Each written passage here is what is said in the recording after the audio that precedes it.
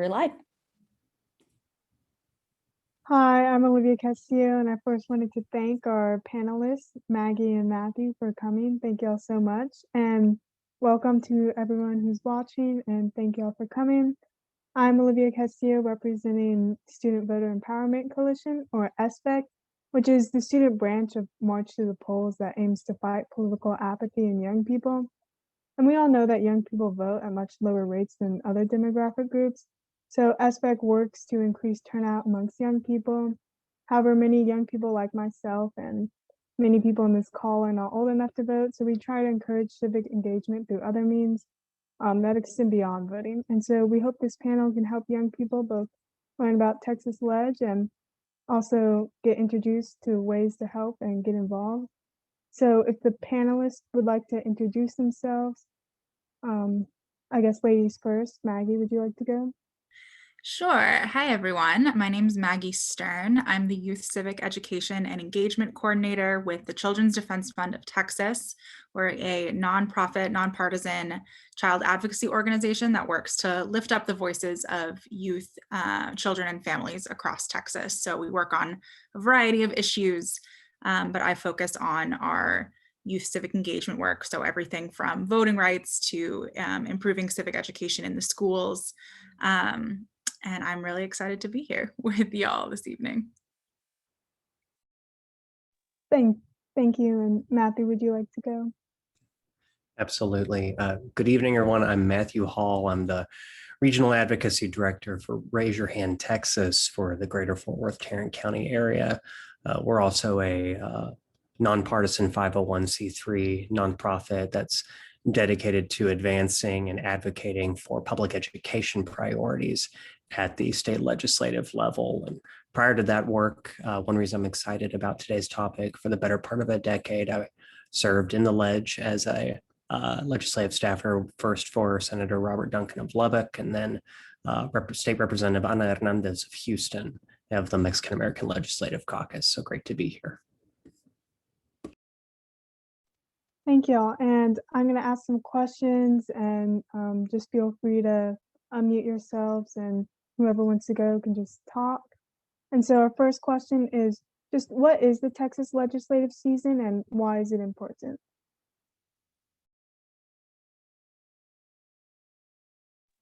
I can talk a bit, but would love to hear Matthew's perspective as well as a former staffer. So the Texas legislative session is essentially once every 2 years, state lawmakers come together to make laws on a variety of issues that affect the state. So their one job that they have to do every 2 years is write the budget. But besides that, they spend the session from January to May, writing laws about everything from healthcare to education to immigration, basically any topic that you can think of that we're talking about that's important to the future of Texas. They are writing those laws to figure out what the next several years of the state is going to look like. And so it's kind of a weird, a lot of other states have like a year-round legislative session. We have just this kind of short period to get everything done, and there's obviously a lot to get done. So it is fast-paced, lots happening, but really, really important that they are hearing from their constituents, from students, from youth who are, really going to be the ones who the laws that they're making are affecting for the next several decades. So it's particularly important that they're hearing directly from folks what kinds of laws need to be prioritized.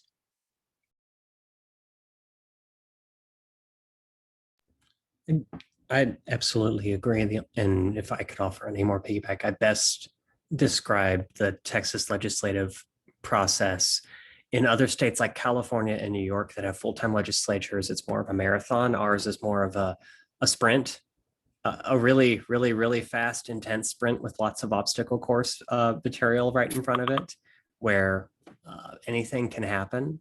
And we're actually right now in May, kind of right at the tail end of the process, one of the most interesting times in legislative session, where conference committees are happening around big bills determining the state's next 2-year budget. big pieces of legislation that members have been working on throughout the interim into session are now reaching the other chamber or are in critical times where they may or may not pass. So this is a really great time for folks that haven't ever plugged into the legislative process in the state capitol to plug in, because this is going to be a very, very intense next few weeks. Yes, thank you for the responses. Our next question are, what are the biggest issues affecting high school students this legislative season?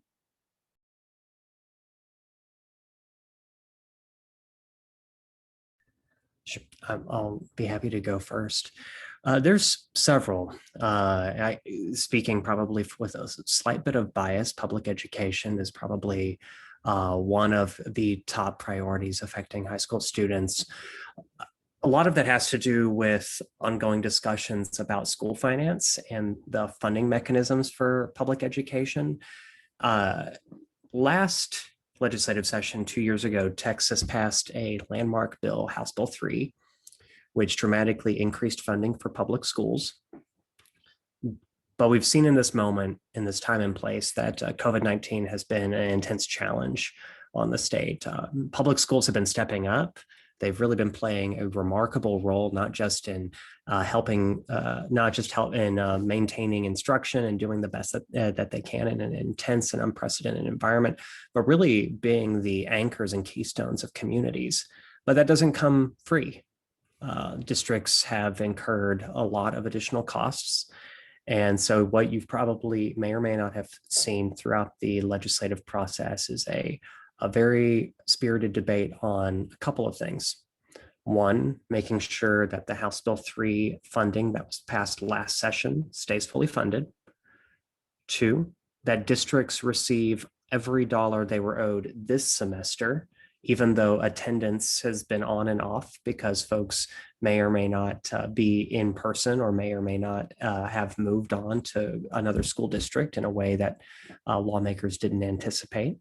And then three, making sure that every single dollar of federal stimulus money that is owed to schools flows and goes to schools. That last one has been a very, very big priority for a lot of civic engagement groups and youth empowerment groups, because that is an $18 billion stimulus package for public schools. That is a transformational investment into school districts and into school campuses, and will really go a long way into helping alleviate a lot of the learning loss and help tackle a lot of the social emotional trauma that not just students, but educators and parents have gone through. So that's been a big one. And then but there's also a lot of perennial challenges you'll face. In a growing and very, very young state, infrastructure is an enormous challenge, making sure our roadways and our bridges and our highways are keeping up with growth. So there's certainly pressures there. That's an enormous challenge, one for young folks as they're going into their first job, because that affects your commute. Also, it affects where jobs are going to go, because a lot of employers base where they're going to end up placing their major assets and where their jobs are going to be based on where travel is accessible. And then there's maybe one more I might touch on, would probably be there's going to continue to be a major debate over responding to the pandemic broadly, in terms of how are we looking to mitigate and address the next time this could happen, because it could absolutely happen again. And in what ways is the state going to prepare next time so that our youth, one, are able to have their education uninterrupted as little as possible, are able to, for those that are entering the workforce at age 16, be able to have steady employment through a pandemic, and overall have a more resilient economy. And I would add, Matthew did a great job laying out, there's so many conversations happening around public education right now, and obviously that's affecting high school students every single day. But we also know that obviously high school students have lives outside the classroom and are affected by so many other issues that the Lege is also talking about. So really the simple but not so simple answer is that no matter what issue you're passionate about, there's a lawmaker that is working on that issue too. So I would add, from our perspective, obviously very concerned about public education, making sure students are getting the funding and the learning time that they need in the classroom. One big piece of that we've been really focused on this session is this conversation around civic education, which is, how students are learning about social studies, history, and how to be like an active, engaged participant in our democracy in their classrooms. And unfortunately, what we've seen is there's been a real push to kind of shut down some of those conversations and make it harder for young people to learn how to be engaged and to talk about race, gender, bias, discrimination, those sorts of hard topics in the classroom. Partly because, those are, they're hard conversations, right? Talking about history and the many, the history of we have a long and complicated history in this country of who is considered to be a citizen, who's considered to be part of the people who are able to make decisions. We believe that that high school students are very capable of having those discussions, right? And rather than shutting them down, we should be helping them learn how to talk to each other about differences, about how they want the future of their state to look.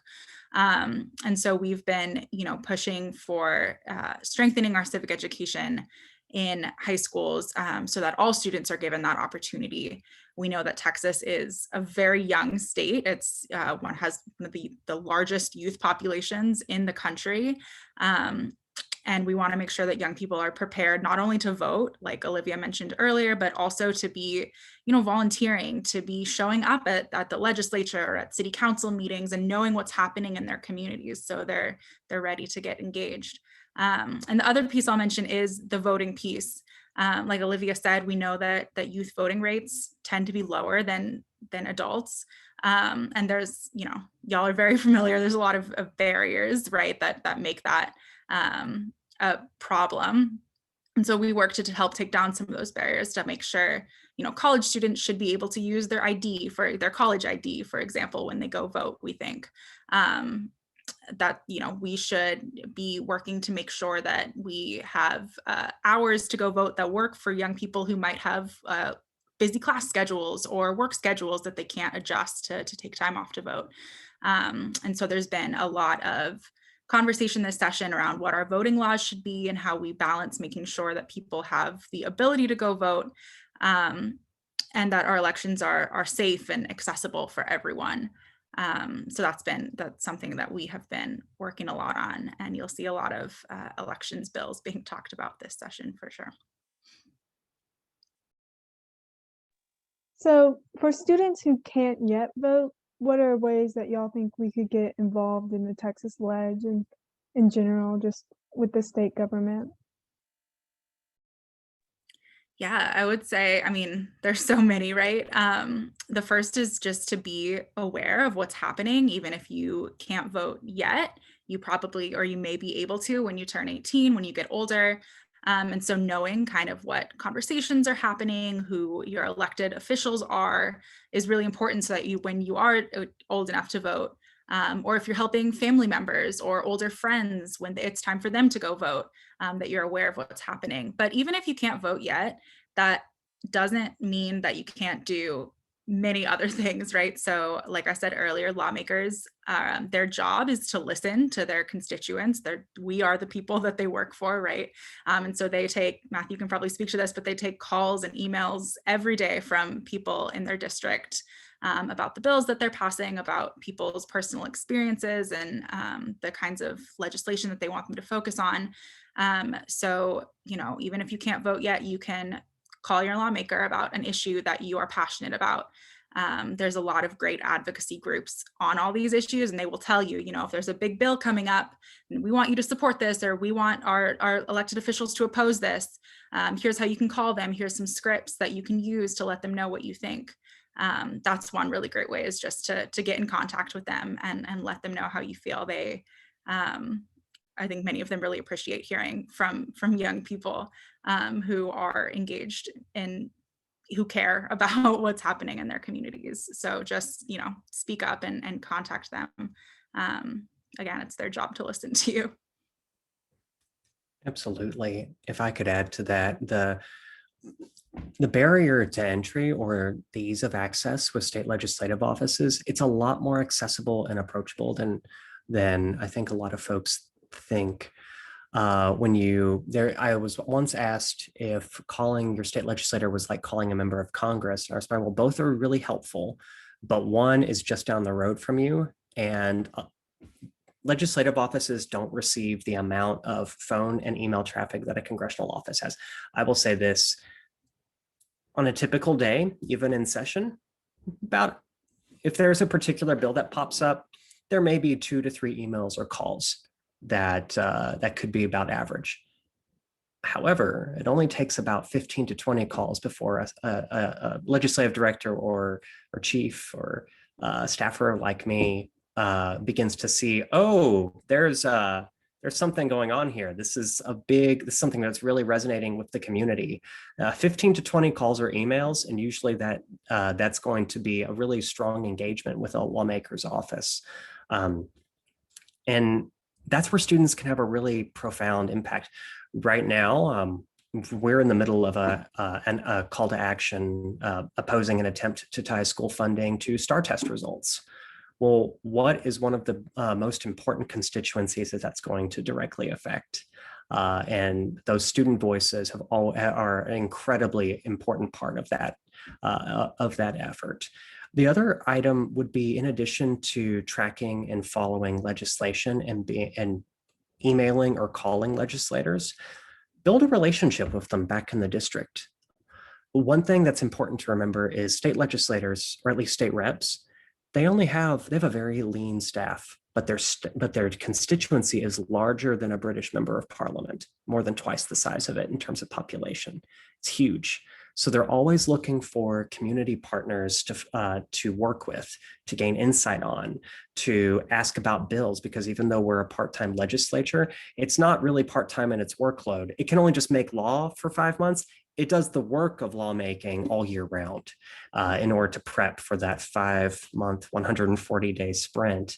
And so taking that opportunity to engage your legislator's office, meet with their district director, set up a meeting about a bill or an issue that matters with your lawmaker, become a community partner, invite them to your campus, invite them to your community center, to a place of belonging that matters in your neighborhood or to your group.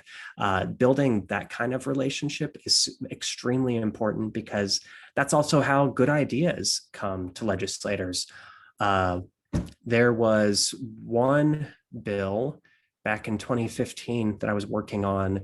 We discovered that some educational documents were only provided in English with no Spanish language option and we only found that out because students reached out to our office, students and their parents reached out to our office. So it's a great opportunity, frankly, to help make law.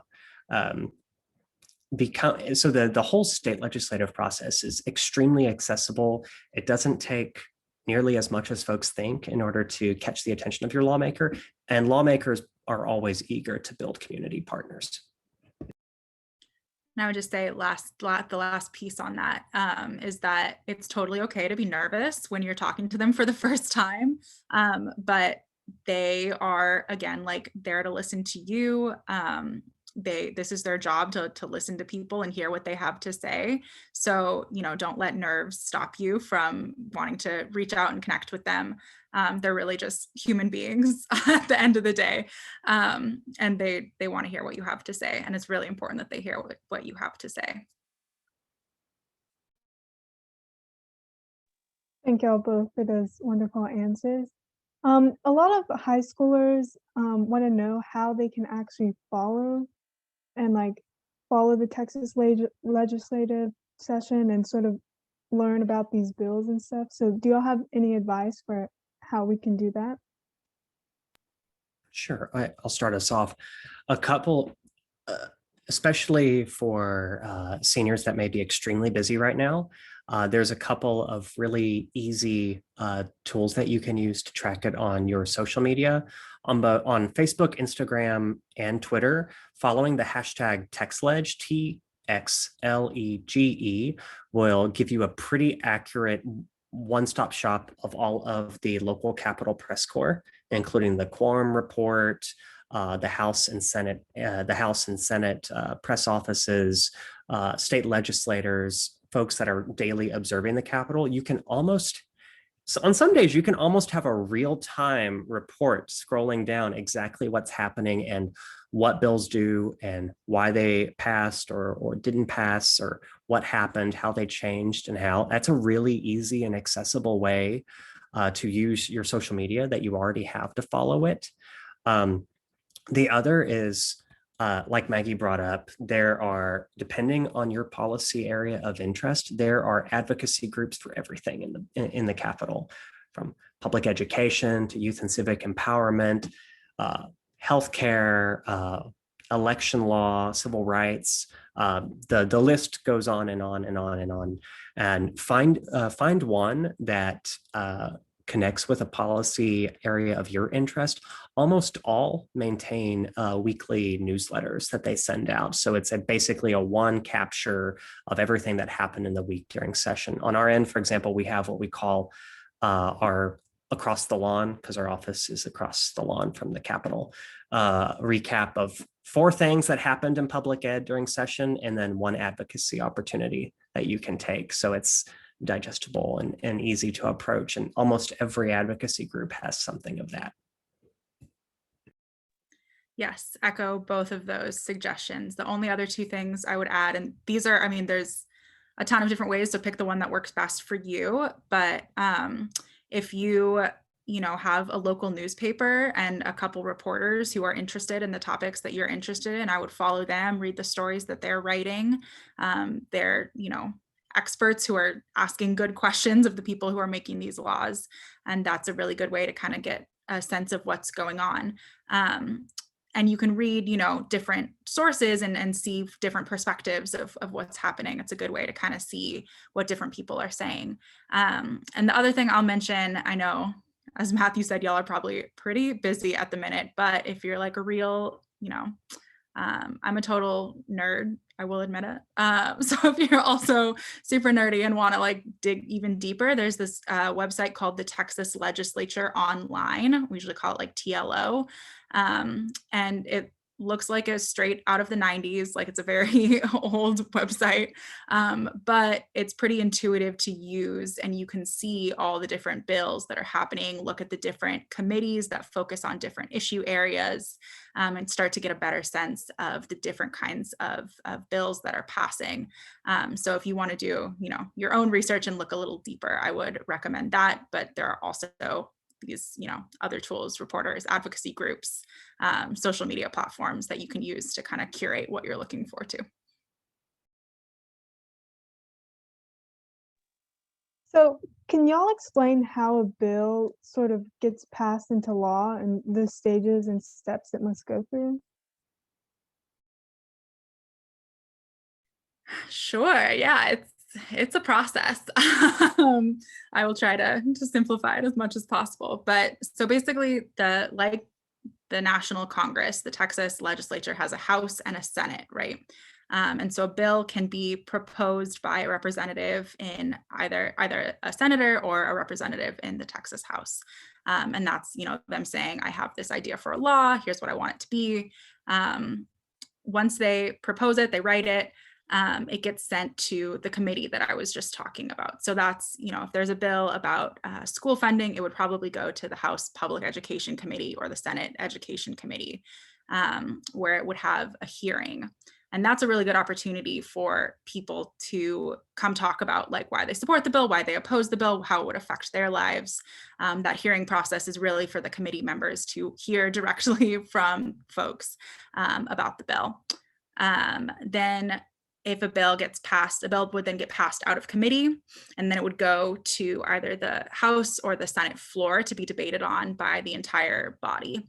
And then it would get passed out of either the House or the Senate, and then it has to go through the whole process on the other side too. So both the Texas House and the Texas Senate have to agree on the bill before it can become law.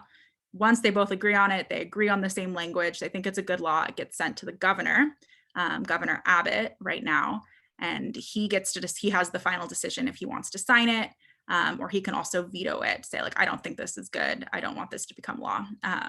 Usually if it gets to his desk, he'll probably sign it, but sometimes the governor will veto things as well. Hopefully that, Matthew, if you want to clarify any of that, it's a complicated process. No, it's right on. The only things I'm going to add are the opportunities. The entire legislative process is preconditioned on the idea that it should be easier to kill a bill than to pass a bill. That's in every parliamentary body on earth, and Texas is no exception. So I'll talk briefly about some of the places in the process where advocacy can be extremely important. If the first kind of filter or threshold is if it can get, it needs to get a committee hearing in its originating chamber. If it's been sitting there in committee for a little long and it's looking like it's not getting heard, that's a great opportunity to reach out to the chairman's office, also reach out to the committee members' offices and see if they have any questions. It could be that a member has questions or concerns and you may have a chance to alleviate that.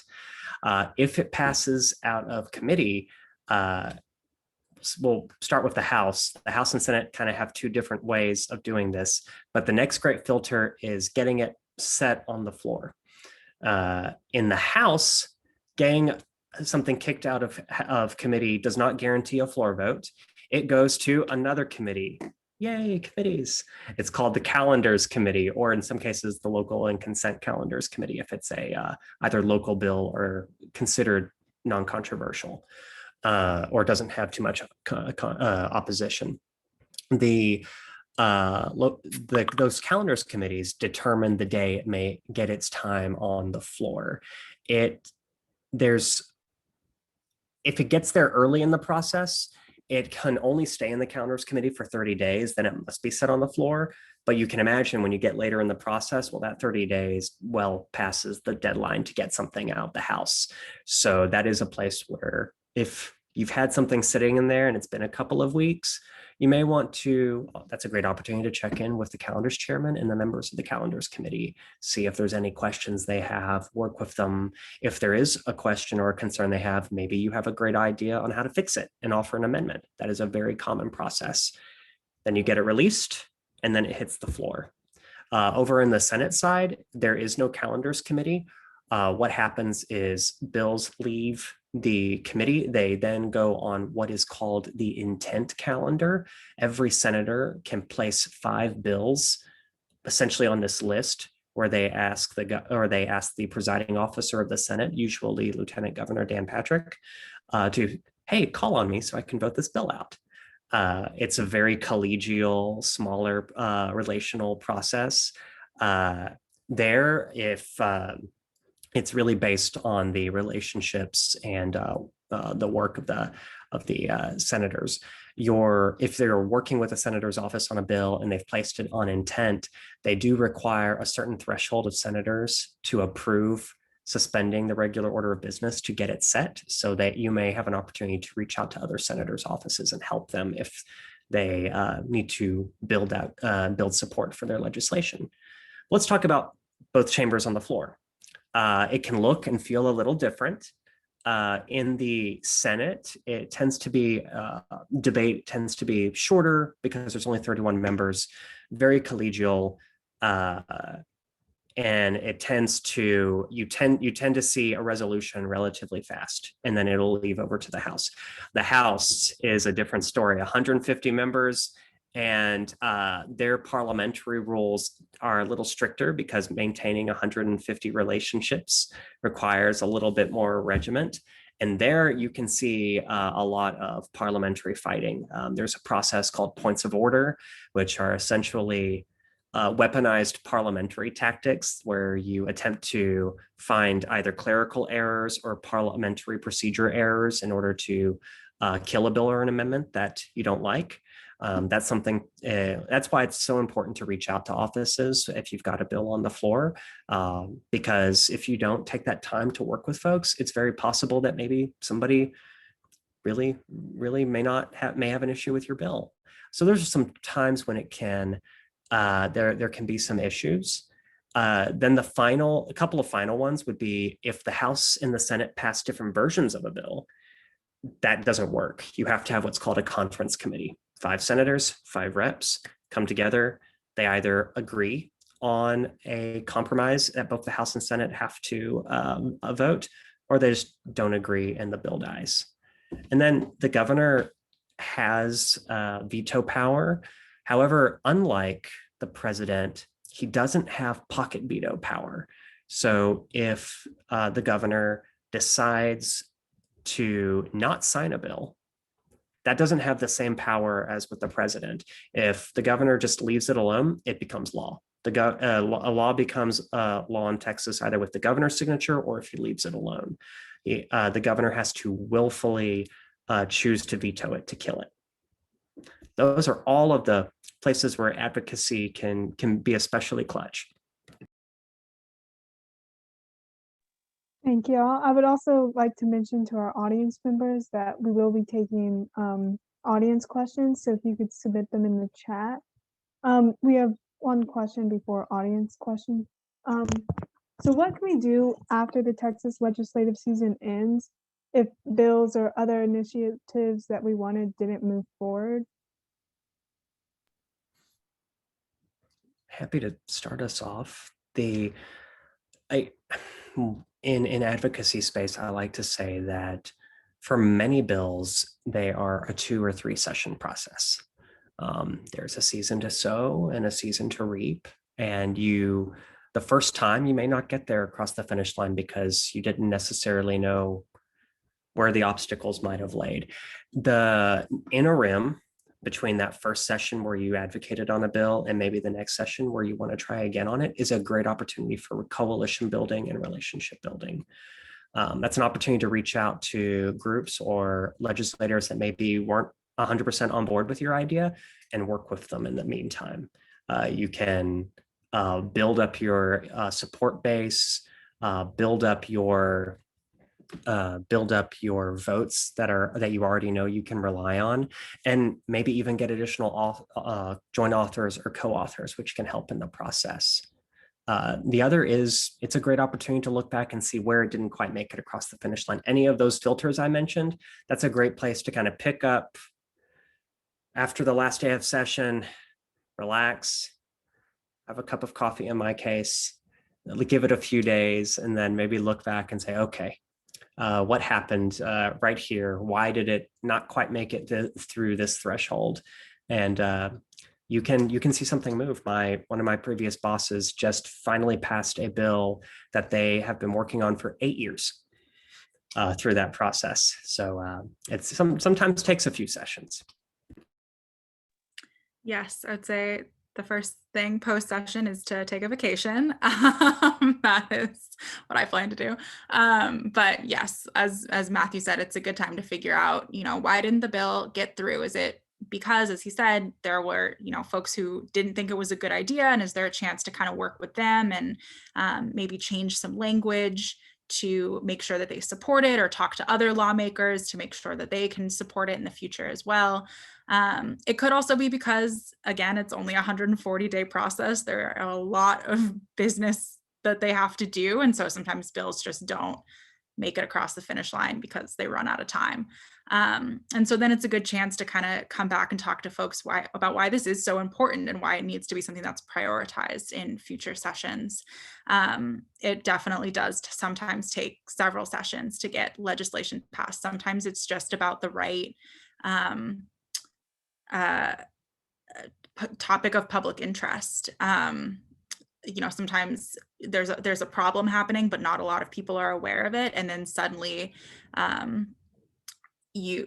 there's a lot of news stories about, wow, our schools, we're actually not getting enough funding. This is something the legislature needs to focus on. And so these bills that folks have been talking about for a while, they finally have a chance to get passed in the next session. The last thing I would say is that these are all elected officials, which means that every 2 years we get to decide if we want to reelect them or not. Well, in the case of we reelect our representatives every 2 years, the senators have a little bit longer of a term, but every 2 years, folks get to go back to the ballot box and say, I really like this person. They're doing a good job. I support what they're doing. They're standing up for me. I want them to keep being my representative. Or you might say, this person, they're not prioritizing the issues that I care about. They passed bills that are going to hurt me or people that I care about. I think we should elect someone else. And so when election season comes up, that's a time to hold people accountable for the things that they promised they were going to do or things that they did that you disagree with. And that's a really good chance to, if you've been following what's happening, you can be the one in your community, your family, to say like, hey, I think we should vote for this person, or I think we need to vote for someone else this time. That's, the election cycle is a really important part of making sure the right people are in place to pass the legislation that you want to get passed too.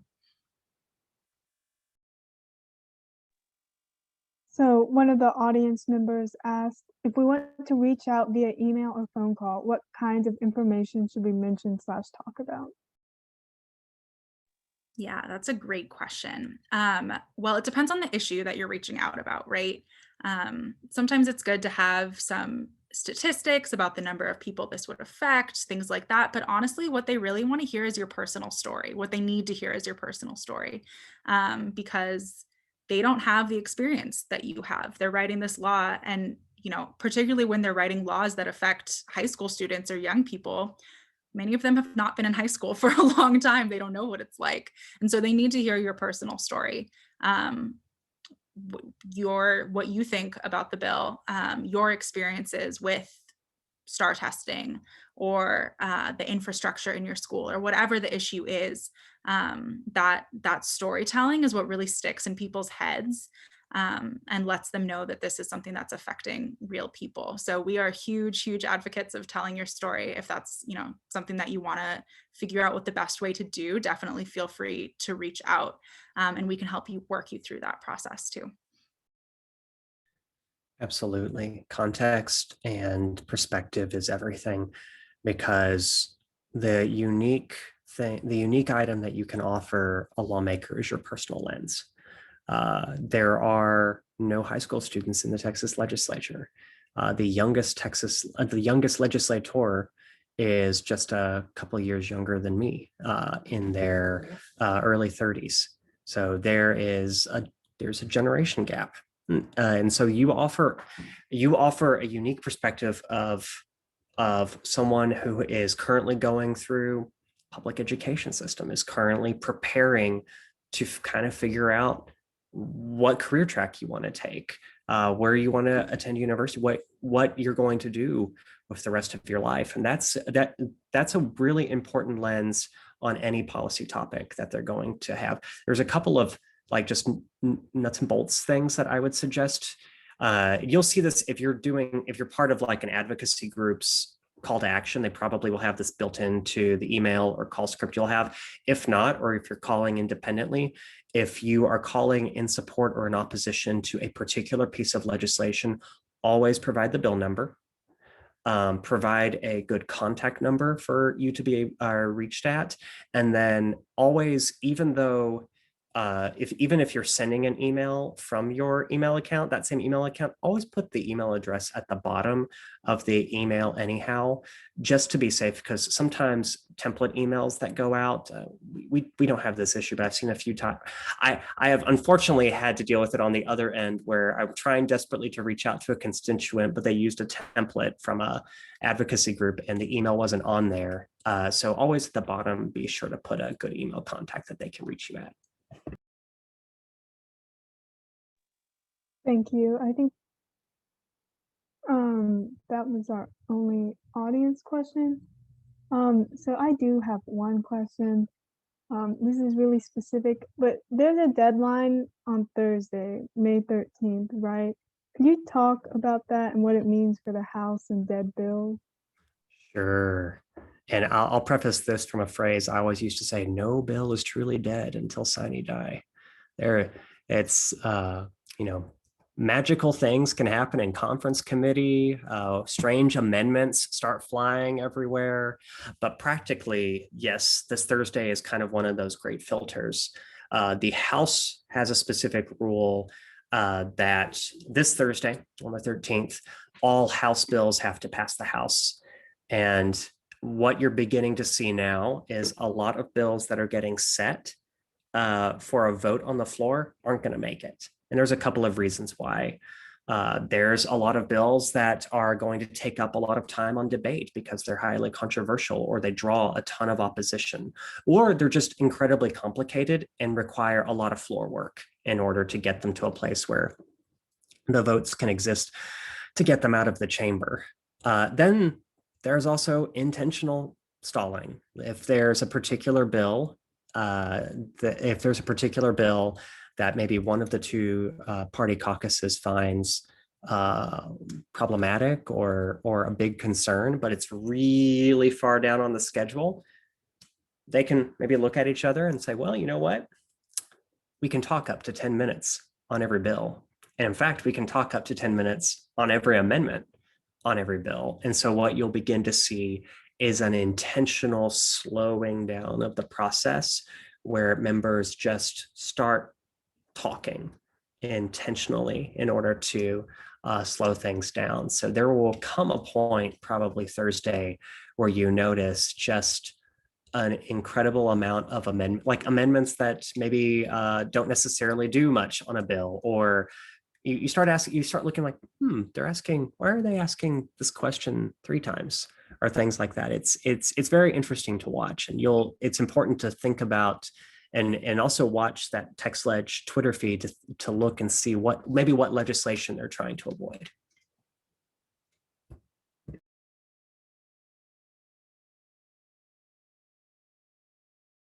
So I think we're wrapping up. Did y'all have any call to actions from your organizations, things that we could do and such? Yeah, definitely. So like I mentioned earlier, we're seeing a lot of bills around elections, and unfortunately, a lot of them are bills that would make it deliberately harder for people to vote. And there's so many of them, it's hard to even say a specific bill number, but at the minute, the big kind of one that's like the priority is called Senate Bill 7, SB 7 is the abbreviation you'll hear.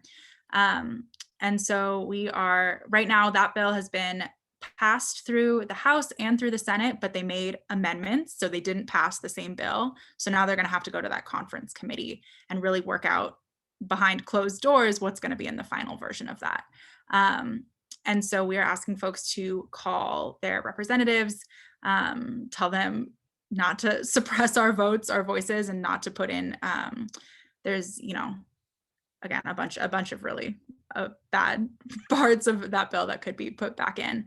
But things like making it easier for partisan poll watchers to record people while they try to vote, making it harder for folks to vote by mail, even when they're eligible, really slowing down the voter registration process, a ton of things. So we're just asking generally to tell your lawmaker that you support Texans' right to vote, and you don't want to see them try and stop people from voting. That is kind of the big last push right now to see what is going to end up being in that bill. On our end, I mentioned a little bit earlier, there's been some positive steps in school finance this session, making sure House Bill 3 is fully funded. Districts receive the funding they were owed this semester.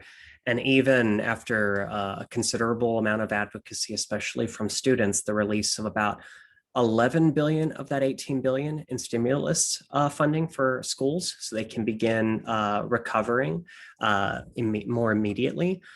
There has been, however, unfortunately, a last-minute effort to tie some portions of school funding to STAR test scores. That is extremely problematic. Our school funding system is not tied to our accountability system. Our accountability system is intended to assess need, not determine performance or connect dollars to that. That would also definitely reroute funding from districts and from students and classrooms that definitely need it the most in order to recover a lot of learning time in this space. So we're partnering with a lot of advocacy groups, both in the education, business, and student empowerment space on a current call to action, which I'll be happy to provide you all a link after this to share out. That's live right now because there's a House and Senate version of that. They are actively moving through the process, and there is no other group that can of future and current voters that can speak to the problems of putting even more stress on students and placing the burden of funding a classroom than on the students themselves, whom that responsibility would suddenly fall on. Okay, and now I'm going to talk about some of SVEC's call to actions. So this Friday, we are going to host a sort of webinar talk Zoom thing about specifically bills related to health, and we're going to call legislators and talk about scripts and personal stories. And so this can be a great way if you've never called your rep or just people on the committee, a great way for you to learn about bills that are affecting health in Texas, and a great way to get an introduction in how to call and contact legislators. Also, towards the end of May, I think we're still working on dates. We're going to have meetings with legislative staff and legislators. So like office visits. Desiree, did you have any more to add, Ms. Mayor? A huge thank you.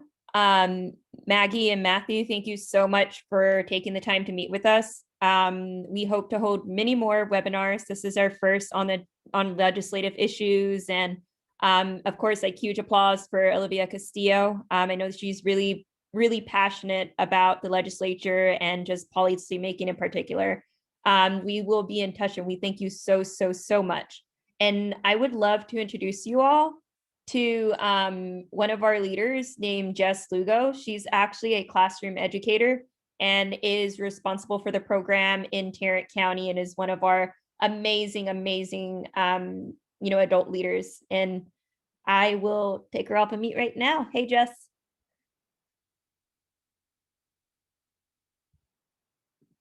Hey, Jess, there we go.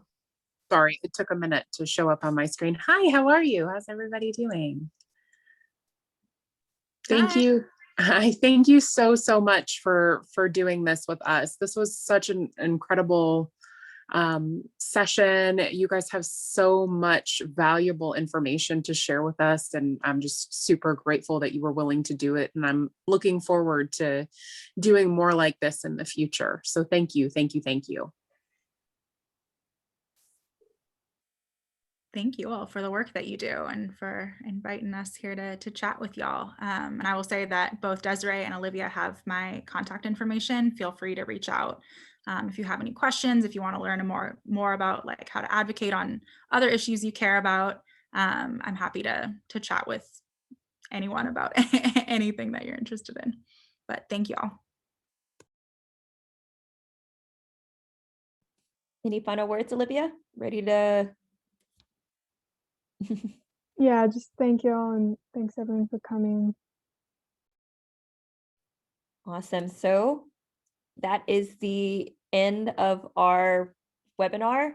Thank you all so much. This is definitely the first of what I hope will be a long series of, like I said, talks about legislation and the political process, along with becoming civically engaged. Like, I know this is a super busy time for the both of y'all, and so your time is greatly appreciated. Please send us the name of your favorite coffee shop. We would love to send you something, I don't know, like what your preferred Uber Eats or DoorDash, just as a huge thank you. We did not have too many participants and attendees, but this will be shared with our SVEC members. And this is going to be a point of debrief. And we also have some interest from educators that really want us to maybe talk to them a bit more about what was discussed today. But thank y'all, like sincerely from the bottom of our hearts. We really, really appreciate you too.